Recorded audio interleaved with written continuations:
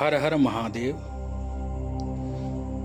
शिव भक्तमाल का जो दिव्य सत्र चल रहा है श्रावण के उपलक्ष्य में, इसी सत्र में आज आप लोग को परम शिव भक्त मानधाता जो सूर्यवंशी राजा है उनकी कथा सुनाएंगे। मानधाता सूर्यवंश के 10वीं पीढ़ी में उत्पन्न युवनाश्व हैं। युवनाश्व बड़े ही प्रतापी और बड़े ही तपस्वी राजा हुए। यज्ञ इत्यादि तो बहुत किए, लेकिन पुत्र नहीं था उनके, और संतान की समस्याएं सूर्यवंश में प्रायः पाई गई हैं। महाराज दशरथ ने भी यज्ञ किया था, यज्ञ के माध्यम से भगवान रामचंद्र प्रकट हुए थे। ठीक वैसे ही सुद्युम्न इत्यादि जो राजा हुए हैं उन सब के सामने भी समस्याएं रही हैं, पुत्र की या संतान की, संतति की। इनके साथ भी यही समस्या। इन्होंने अपना राज्यभार मंत्रियों को दे करके और तपस्या करने का निश्चय किया। वन में चले गए, फलाहार करके नियम संयम से तप करने लग गए। एक बार वन में ही बहुत तीव्र इनको प्यास लगी और प्यास के कारण ये ऋषि के आश्रम पे पहुँचे। ऋषियों ने इनको पुत्र प्राप्ति हो इसके लिए एक दिव्य कलश में जल अभिमंत्रित करके रखा था कि वह जल इनकी रानी पान करेंगी और वह गर्भवती होंगी। और उसी कलश के जल को जाकर के इन्होंने पिपासावश पी लिया और जाकर के आश्रम के ही किसी कोने में सो गए।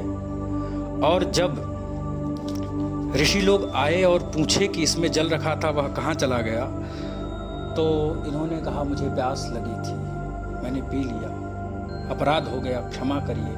ऋषियों ने कहा, जिसमें भृगु श्रेष्ठ हैं भार्गव ऋषि, उन्होंने कहा कि हे राजन, यह आपके पुत्र के कामना की पूर्ति के लिए जल अभिमंत्रित करके हमने रखा था, आपने पान कर लिया, यह अच्छा नहीं किया। अब तो आपको पुत्र होगा ही, अब इसको स्वीकार करना होगा।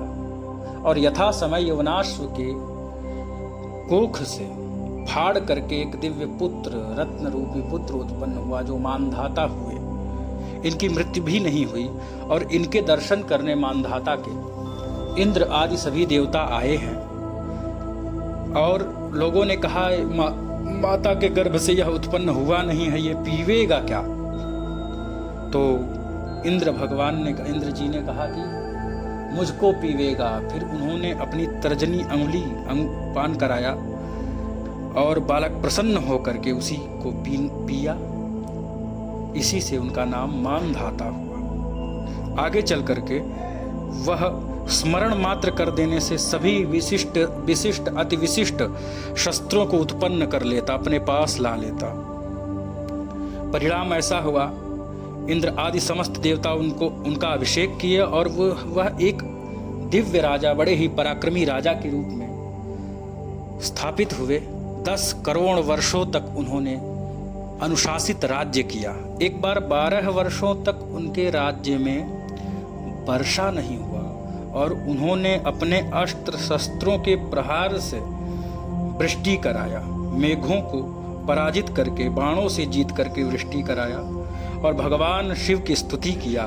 भूत भावन भगवान सांब सदाशिव का उपासना प्रारंभ किया और तप करते करते, स्तुति करते करते, विधिवत लिंग की पूजा करते, शंकर भगवान की उपासना करते। परिणाम ये हुआ, भगवान शंकर प्रसन्न होकर के प्रकट हुए और उन्होंने कहा कि मांगो राजन, तुम्हें क्या चाहिए? तुम्हारे लिए कुछ भी अदेय नहीं है, तुम जो कहोगे वह मैं दे दूंगा तुम्हें।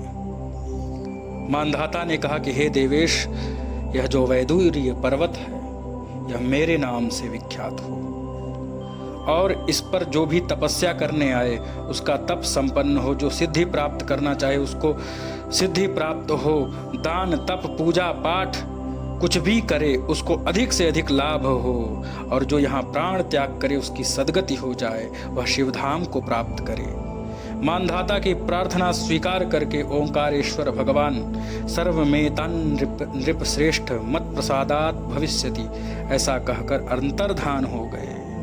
ओंकारमादिदेवंच ये वै ध्यायन्ति नित्यशः न तेषाम पुनरावृत्तिर्घोरे संसार सागरे। ऐसे अद्भुत अपने जीवन को परम उन्नति तो दिया मानधाता ने, लेकिन मेरे बाद भी भगवत शरणागति प्राप्त हो, शीघ्र ही लोगों को मंत्रों की शक्ति का, योग की शक्ति का और भगवान की भक्ति की शक्ति का अनुभव हो जाए, इसलिए उन्होंने मानधाता नामक पर्वत भगवान शंकर से वरदान में प्राप्त किया।